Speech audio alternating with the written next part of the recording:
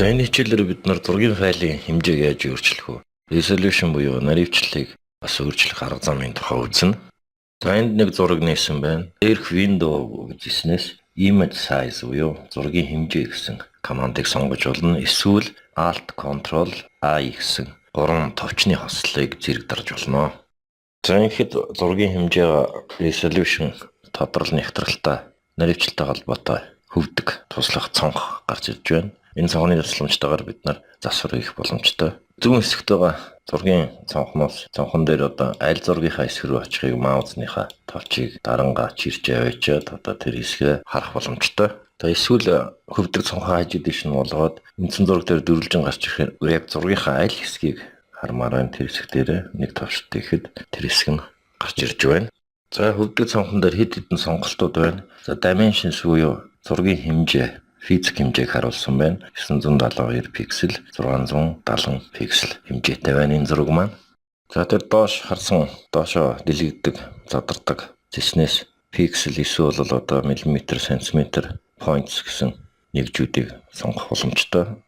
За дээрх тэр image size гэсэн мөрөнд болохоор компьютерийн араамд ачаалагдсан зургийн файлын бодит хэмжээ, бодит багтаамж байж байна. 186 мега хэмжээтэй зургийн файл байна.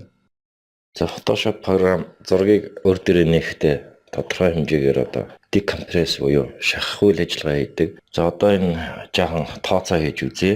За 972 пикселээ 72-ыг 670-аар үржүүлээд 651,240 пикслээс энэ зураг маань өрөлтөнд тогтсон байна. За энэ зургийн бодит одоо орсож байгаа пикслүүд маань одоо компьютерийн араамд, компьютерийн санах хойд хэр зэрэг зай эзэлж байгааг бас тооцоолж үзье. Одоо RGB пиксел бүрдэх 3 байт шаарддаг. За 1 байт нь болохоор red сувагт, одоо улаан сувагт, нөгөө байт нь болохоор одоо green буюу ногоон сувагт, тэгээд 3 дахь байт нь болохоор blue буюу цэнхэр хөх сувагт зориулагдсан байдаг. За ийм учраас энэ бодит байгаа 651,240 пикселээ одоо 3-аар үржүүлээд сая 953,720 байтыг компьютерийн араам шаардаж байгаамаа. За тэгээ мэдээлэл холбооны технологийн жаахан мэдлэг энд орж ирж байна. 1 килобайт нь болохоор 1024 байт та тэнцдэг.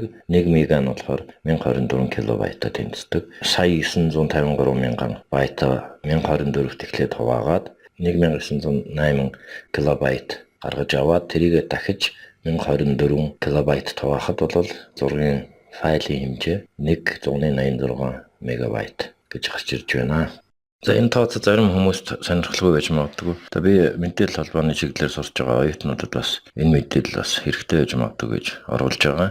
За тэгээд window гэсэн тэснээсээ image size гэсэн командаа сонгоод тэр хөвдөг цонхон дээрээс image size гэсэн мөрийг харуул яг 186 мегабайтын хэмжээ байж байна. За тэр доотлын мөр очие. Тэр width height гэсэн хоёр мөр байна. Өргөн, өндөр гэсэн. За пропорционал харьцаагаар өөрчлөгдөх нь хэрэгтэй байдаг. Тийм учраас эргүүлээд on гарын буюу идэвхжүүлгийг хийж өгч байна. За тэр доор нэг мөр байна. Resample гэж. Одоо цаанаасаа тохируулагдсанаар бол идэвхжсэн байна. За resample гэдэг нь болохоор зургах одоо нөгөө бид нарын үзсэн пикслүүдийн хэмжээ тоог бол өөрчлөхөд хэрэглэгдэх функц юм аа. За тэгээд зургийн пиксел бүрийг өөрчлөх тохиолдолд энэ програм маань автоматар resample хийж байдаг. За бид нарын мэдэх нөгөө resolution буюу наривчлал гэсэн мөр маань тэр resample-ийн дээр байж байна. За бид нар мэднэ энийг printlэх буюу хэвлэх явцад resolution ойлголтыг ашигладаг. Мөн дээрээс нь vector програм Illustrator эсвэл InDesign програм руу Photoshop-оос одоо move хийхэд, шилжүүлэхэд, нүүлэхэд бол resolution бас энэ мөрийг бол бас ашигладаг. За энэ resolution буюу наривчлалыг 300 болгоё. Энэ инчт 300 пиксел байхаар одоо ямар өөрчлөлт гарахыг та нар харж байна.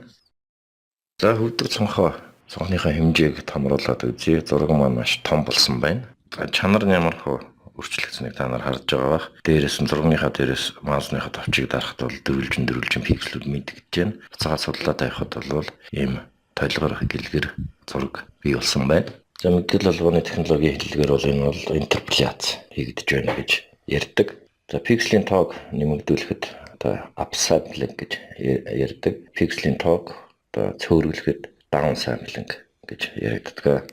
За resample идэвхжүүлэх одоо идэвхжүүлэхийг авахд зураг маань буцаад өөр хэлбэртэй болж байна. Гэхдээ зургийн маань өндөр ба өргөн нь бол өөрчлөгдсөнийг харж болно.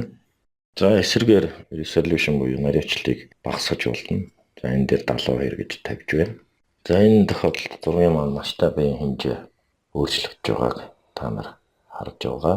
За бас тэгээд тэр зургийн масштабын өндөр юм уу өргөнийг бас өргөний утгыг бас өөрчилж болно. За жишээл өндөрт нь 12 гэж тавихад бол зургийн маань өргөн өндөр тэгээд одоо тэр resolution буюу наривчлал маань уула өөрчлөгдөж байгааг харж байна. За тэр fit to гэдэг мөрн доош задардаг мөрнөөс тэснээс энэ сонголтуудыг бас хийж болно. За нэлээд хэдэн ойлголтуудыг авлаа. За одоо өөр нэг зургийг нээж үзье. За энэ зурагтай холбоотой хэд хэдэн огтхон ойлголтууд байна. За түрүүний ярьж ирсэн resample буюу одоо sampling хийх тухай. За энэ нь болохоор тоон зургийн пикселүүдийн тоог өөрчлөлтийг хэлдэг юм байна. За down sample гэхээр болохоор одоо зураг дахь пикселүүдийн тоог цөөргөлөх, багасгахыг хэлнэ. За up sample гэхээр зураг дахь пикселүүдийн тоог өсгөх, ихсгэхийг хэлнэ. За тэгээд сүүлийнх нь болохоор интерполяци арга байна. Photoshop зураг дахь пикселүүдийн өөрчлөлт болгоныг шинээр өөрчлөгдсөн нь бол хуучин өөрчлөгдсөд харьцуулж дунджийг гаргаж ирдэг. За энийг бол интерполяци арга гэж хэлэх нь байна. За энэ ойлголтоо бид энэ курсын явцад хичээл үзэх явцад байнга таарлах болно. Энэ sampling гэсэн ойлголттой. За угаар энэ хэсгийг дуусгая.